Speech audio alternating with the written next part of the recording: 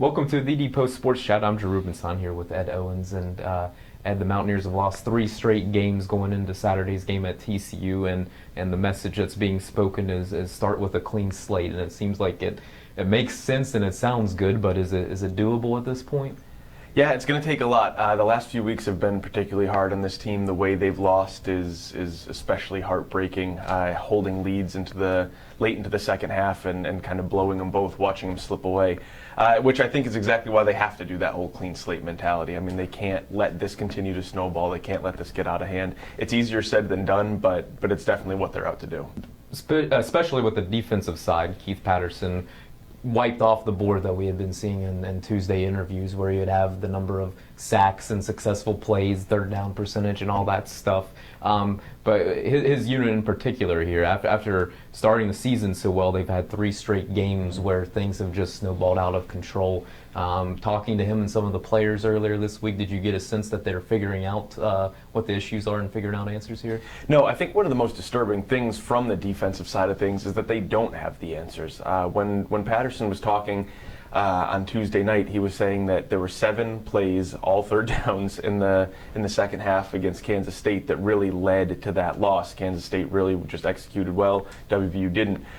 When asked what the difference was, Patterson said nothing. He said he couldn't see a difference between what WVU was doing in the first and second half and what Kansas State was doing. He said no one made adjustments, no one took advantage of any mistakes. Well, obviously they took advantage of mistakes. No one changed anything enough in game plan wise to account for what they saw. They were really left scratching their heads trying to figure out what exactly went wrong, and as of this week they still hadn't figured that out. On the other side, you wondered if WVU had figured out the quarterback situation. Clint Trickett had started 4 straight games, but then Dana Holgorsen elected to throw Paul Millard in midway through the fourth quarter when the team's down 16 points. Paul moved the unit down on one of those possessions, but obviously didn't get any points. Then they weren't able to make a game of it. It sounds like they're planning on going back with Trickett at TCU. Is that the right call in your mind?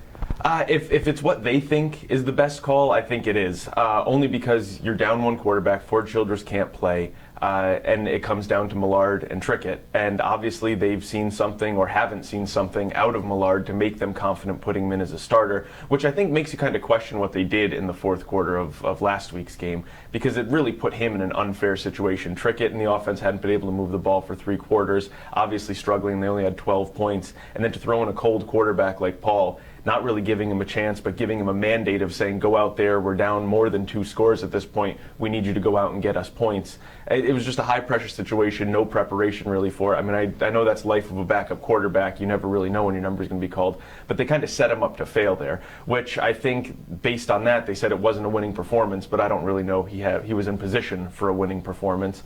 So if they feel that Clint is the best option right now, there's got to be a reason for it. But I think he's shown a lot of things that make you question what he can do as well. They're saying the communication is down, but one of the big things Dana said was they still can't audible. They can't change plays at the line of scrimmage, which I think at this point in the season is a major red flag for this team.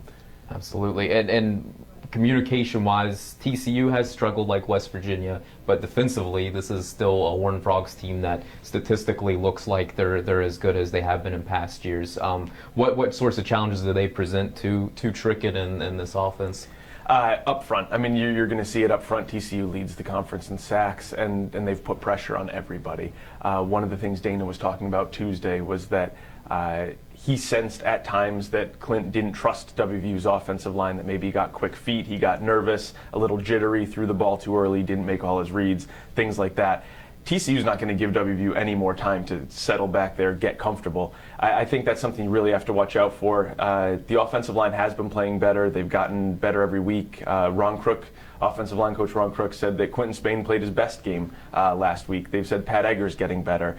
So I think they're seeing signs of improvement, but that offensive line's really going to be tested this week against TCU. Last one, dealing with Clint Trickett. There are flaws that you had mentioned that Dana said that he cannot audible out of place, stuff that sounds like it cannot be fixed in the middle of the season. Can they figure out a way to just maneuver and make do and be successful despite that?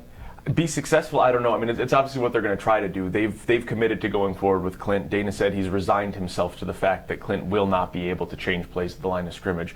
It's something Geno Smith didn't have a problem with. It's something we haven't seen Millard have a problem with, and they never mentioned Ford having a problem with it either. So it's pretty much exclusive to Clint, and he's the one that they're proceeding with. So I mean, they obviously like him. They obviously think they can overcome it, and that he gives them the best chance to win. With 4 games left, they have to win at least 3 of them to get that bowl bid. And if they think Clint's the one who can do it, they're rolling him out there. Sure, they're running out of time. Ed, appreciate your time. Please continue to check thedpost.com for the latest on the Mountaineers. Thanks for tuning in today.